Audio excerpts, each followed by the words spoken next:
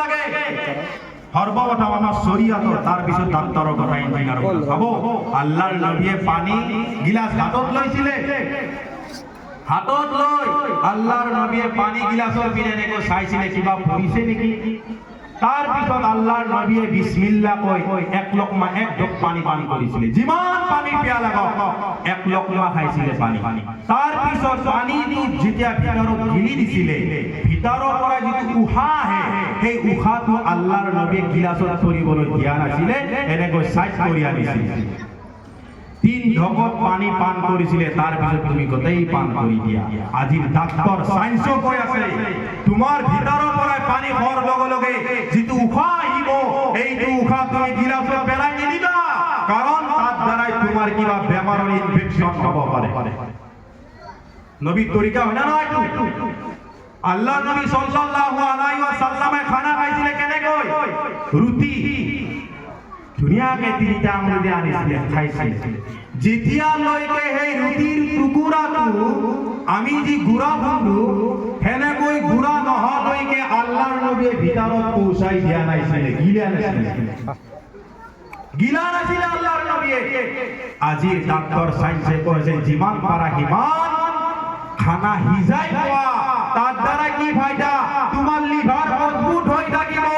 লিভাৰে হজম কৰা তোমাৰ কি পাবো হয় না আজ ডাক্তাৰ ওচৰত যা বেমাৰি কব এক ভিজা খানা গো ভাতৰ মাৰ দিলো কই আছে না ডাক্তাৰে কিহৰ কাৰণে কাল লিভার কমজোরি আছে আমার আকসার মানে নবীর তরিকা না জানে পানি পিয়া লাগিছে আইয়ে মারি দিছে পানি ফাঁসি মানুষ আজি নবীর তরিকা নাই কারণে হি খতম খানা খাইছে মাছ ব্যাপারও পাইছে বেচারাই ভগ লাগিছে দিনে কইছে ভাত দিতে পুরা প্রোগ্রাম করে মারি দিছে সবা সবই নাই 80টা যদি ভাত গেছি তারে 20টা ভাত সবা গেছি বাকি 60টা ভাতে হিকে জিন্দা আছে বাপুরা মাই মারি দিল গিলা বিয়া ললে ফাঁসি গেল কি হলো মুখে মারা গেল কিহর কারণে তো আপনার মোর নবীজির তরিকা আপনার মোর নহর কারণে এই ব্যবস্থা হয় না নয় মোর ভাই সকল এজন আমার অসমরে পঙ্কজ পাঠক নাম শুনিছিলে যে ভিডিও দি রাখে বিরাট ডাঙর কবিরা সেইদিনা যে এটা ভিডিও দিলা কি যে মুসলমানের কিডনির বেমার খুব কম হয় কিও কম বহি পেশাব করার কারণে মুসলমানের কিডনির বেমার কম হয় আজি গাই মুসলমানে তা ফলো করিয়েছে কিন্তু আপনি মই না জানতে কোরআন হাদিস পঞ্চম পাঠকে ধুনিয়া কথা কইছে আপনি মই ডাইরেক্ট ভাবিলাম আল্লাহর নবী 14 বছর আগত কই গিয়েছিলে বহি পেশাব করা আল্লাহর নবী কই গইছিলে আল্লাহর নবী সাল্লাল্লাহু আলাইহি ওয়াসাল্লাম যেতিয়া খানা পিনা খায় রাতে ঘুমলৈ গৈছিলে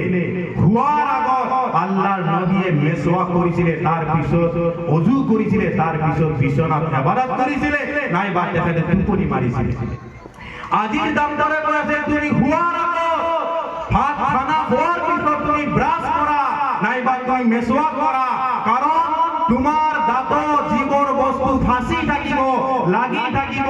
তুমি তো ৰাতি কাৰো লগত কথা নাপাতা বাস হেনেকৈ টোপনি মাৰিবা তোমাৰ মুখটো বন্ধ থাকিব এই দাঁতৰ ফাঁকত জীৱৰ ভাত সাদা তামোল লাগি আছে এইবোৰ বস্তু গেলি পচি তোমাৰ ভিতৰত কি হৈ যাব পেটৰ ইনফেকশন হৈ যাব ডাক্তৰৰ কথাই কিন্তু আমার তরিকা কোন দিনে দিছিল আমার 14 বছর আগত আমার নবীয়ে কইছিলে প্রফেট মুহাম্মদ সাল্লাল্লাহু আলাইহি ওয়াসাল্লাম কইছিলে আজি ডাক্তার সাইন্সের কথা কই আছে কোনবা অনুমান করে আজি মুসলমানের এই কারণে মুসলমানরা আজি হাকি নাই কি কারণে হয় না ভাই এনেকা বহুত সাইন্টিস্ট কথা আছে বহুত কথা যে প্রত্যেকটি কোরআন হাদিসের লগে লগে মিলাই যায় কিন্তু আপনি ভাই গরিব না জানার কারণে আজি আপনার মরে এই অবস্থা আনর বিলে চাব লাগে